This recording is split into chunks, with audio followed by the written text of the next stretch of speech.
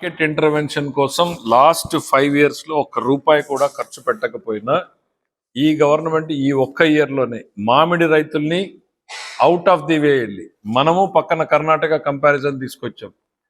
కర్ణాటక రైతులు కూడా చిత్తూరుకు వచ్చి అమ్ముకునే స్థాయిలోకి వెళ్ళారు అంటే మనం వెళ్ళి మార్కెట్లో ఇంటర్వెన్షన్ ఇచ్చి తీసుకున్నాం. బర్లీ టొబాకో భయంకరంగా మార్కెట్ కొలాప్స్ అయిపోతే గవర్నమెంట్ వెళ్ళి ఇంటర్వ్యూన్ అయ్యి అక్కడ తీసుకోవడం జరిగింది. ఇక ప్యాడీ ప్రొక్యూర్మెంట్ మనం రికార్డు 24 hours కొంటా ఉన్నాం. ఇప్పుడు లేటెస్ట్గా మొక్కజొన్న మనకు ప్రాబ్లం వచ్చింది. సో మొక్కజొన్న మీద కూడా ముఖ్యమంత్రి గారు ఇన్ ప్రిన్సిపల్ ఆర్డర్స్ ఇచ్చేశారు, మీరు మొక్కజొన్న ప్రొక్యూర్మెంట్ స్టార్ట్ చేయండి అనేటువంటిది. సో దానికి సంబంధిత శాఖ ప్రిపరేషను, బికాజ్ ఫైనాన్షియల్ బర్డన్ అనేటువంటిది ఉన్నా సరే రైతులు ఇది ప్రయారిటీ అనేటువంటిది ప్రభుత్వం నమ్ముతా ఉంది. కాబట్టి ఎన్ని ఇబ్బందులు ఉన్నా సరే ముఖ్యమంత్రి గారు ఇచ్చినటువంటి ఆదేశాల ప్రకారం మార్కెట్ ఇంటర్వెన్షన్కి గవర్నమెంట్ రెడీ అవుతా ఉంది. ఐ థింక్ ప్రాబ్లీ అగ్రికల్చర్ వాళ్ళ యాక్షన్ ప్లాన్ కూడా అనౌన్స్ చేయమని చెప్తాను.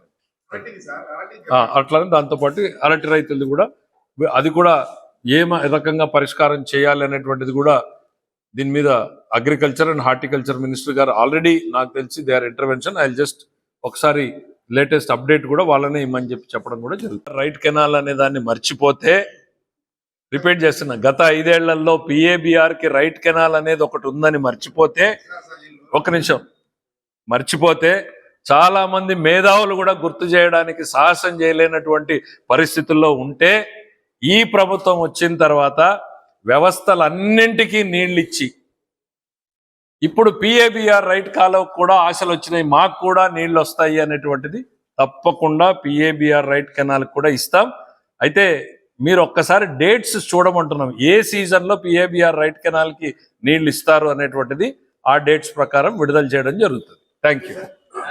Absolutely wrong, you are absolutely wrong.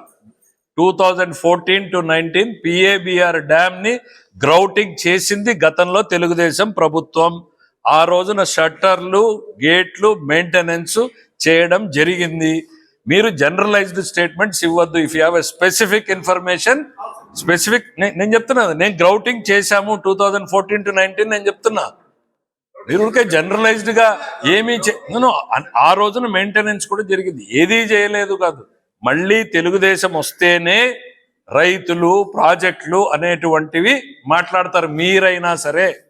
మీరైనా సరే రైతుల గురించి, ప్రాజెక్టుల గురించి మీరైనా తెలుగుదేశం ప్రభుత్వంలోనే మాట్లాడతారు. Thank you. మీకు రైతులు గుర్తుకొచ్చినందుకు, జిల్లా సమస్యలు గుర్తుకొచ్చినందుకు.